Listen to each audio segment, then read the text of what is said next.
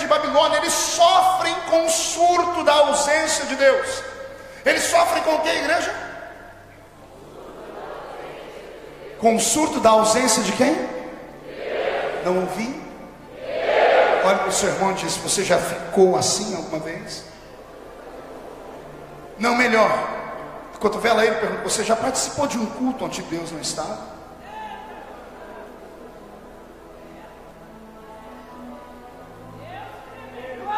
Você já sofreu com a ausência de Deus no seu templo? Lá na paróquia onde você congrega?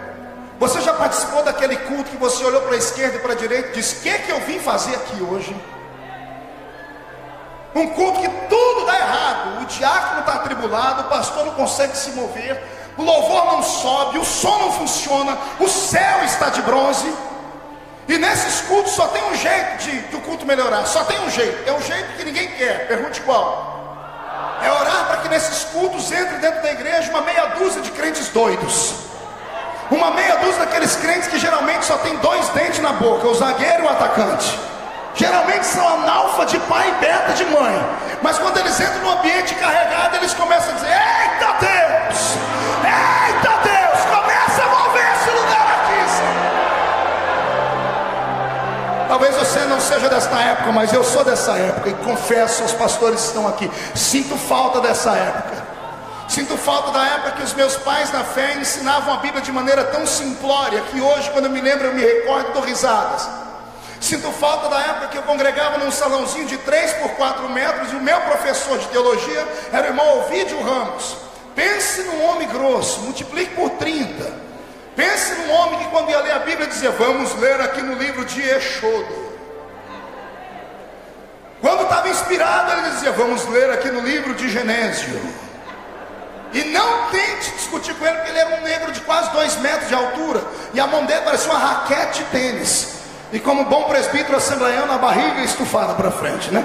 Isso da velha guarda, porque os mais jovens estão aí tudo em forma, né? Só dá uma olhadinha que as coisas mudaram muito. Mas eu queria que você visse o irmão Vídeo pregar. Ou você morria de dar risada, ou você, não sei o que acontecia. Eu era menino, eu ia para o culto do salãozinho e sentava atrás de uma pia de cozinha que tinha, porque era um salão de bar alugado, só para dar risada do irmão Vídeo, porque ele era muito engraçado.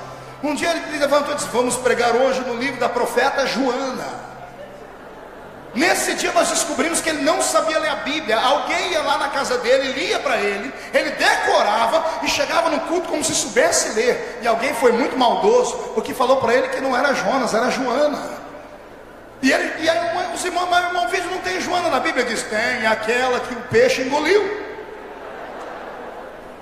Você ri porque não era você que estava lá.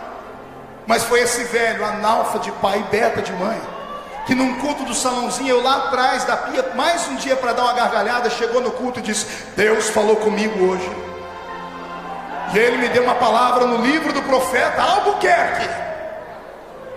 Não tem Albuquerque na Bíblia.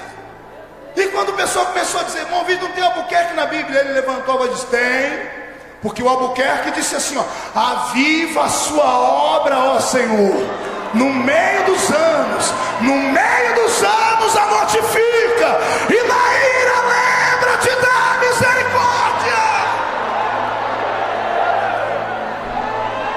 E eu descobri que não era Albuquerque, era o Abacuque. Sinto saudade daqueles cultos.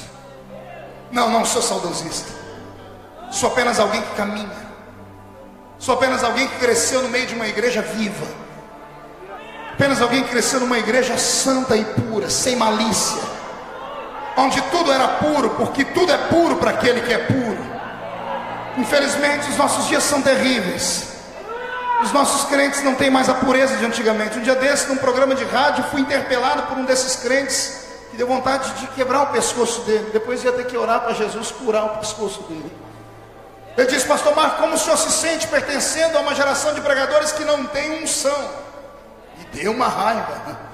Eu falei: por que a gente não tem unção, irmão? Ele disse: porque vocês vão para o púlpito, pregam, e só no fim que acontece lá uma chamazinha. E ele, arrogante, disse: eu venho de uma época que a gente chegava no culto e o pregador dizia: eu saúdo os irmãos com a paz do Senhor, e o culto acabava, de tanta glória que caía na igreja. Eu abaixei a cabeça, dei mão ao palmatório e disse: o senhor não está de todo errado. Mas disse: a culpa não é nossa, porque os pregadores da minha geração, eles têm preparo à luz da Bíblia. Hoje tem várias faculdades de teologia. Nenhum pregador é louco de chegar num púlpito como esse despreparado. A gente tira um período de oração e pergunta a Deus que vai pregar. É o mínimo que um pregador pode fazer. Eu disse: então por que está tudo diferente? Eu disse: porque é simples. A nossa igreja é diferente. Eu disse para ele: há 20 anos atrás, quando isso acontecia, o crente só tinha 3 caminhos: era casa, trabalho e igreja. Hoje os crentes têm 1 milhão de caminhos. Entre eles, cinema, jogatina, balada, motel, e por aí afora vai. Faltar-me aqui palavras para falar sobre isso. E não venha pensar que eu estou falando demais aqui. Eu não estou falando pelos cotovelos, que você sabe o que eu estou dizendo. Há 20 anos atrás, um pastor era respeitado como pastor. Hoje, um pastor de terno e gravata pregando já parece não inspirar mais confiança, porque todo mundo acha que todo mundo é igual a todo mundo. E o que há entre nós é um espírito de fofoca do tamanho do inferno. E se não bastasse isso, o diabo criou uma nova maneira dos crentes fofocarem. Ele não usa mais só a língua dos crentes. Agora os crentes fofocam pelos dedos, através da internet, nos orkutes da vida, passeando pelas páginas da rede mundial. É por isso que quando acontece o culto, alguém fica desse jeito, que o irmão está do seu lado. Olha só, eu tenho que ficar olhando para lá e para cá, porque eu disse: eu sou assembleiano, eu não admito olhar daqui de cima e ver pelo menos umas 5 meninas lixando a unha na hora do culto. Alguém olha para essa garota e avisa ela que isso aqui não é um salão de beleza, aqui ainda é a casa de Deus.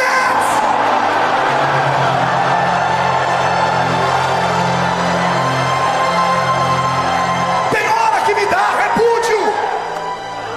As pessoas não param de mandar mensagens dos seus celulares. Eu já vi uns 3 casaizinhos aqui abraçados. Alguns trocaram um beijinho na boca dentro do culto. Esqueceram que esse lugar é santo. Isso aqui pode parecer uma casa de espetáculo, porque é linda e iluminada, mas não é. Isso aqui pode parecer um picadeiro, mas não é. Aqui ainda é a casa de Deus. E a Bíblia diz: guarda o teu pé quando entrares na casa de Deus.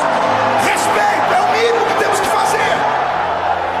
Aí depois saem fora do culto, reúnem lá fora meia dúzia de crentes linguarudos e dizem: o pregador perdeu a unção, o cantor não tem mais nada, tem que mudar as coisas. Você que precisa mudar, companheiro. Não, pastor, eu não sou como esses crentes que o senhor está falando aí, que pula e levanta a mão, não. Eu já passei dessa fase, eu amadureci, com todo respeito. Você não amadureceu. Para mim você enferrujou. Para mim você perdeu o norte. Pior, nas últimas circunstâncias, para mim você está com um pecado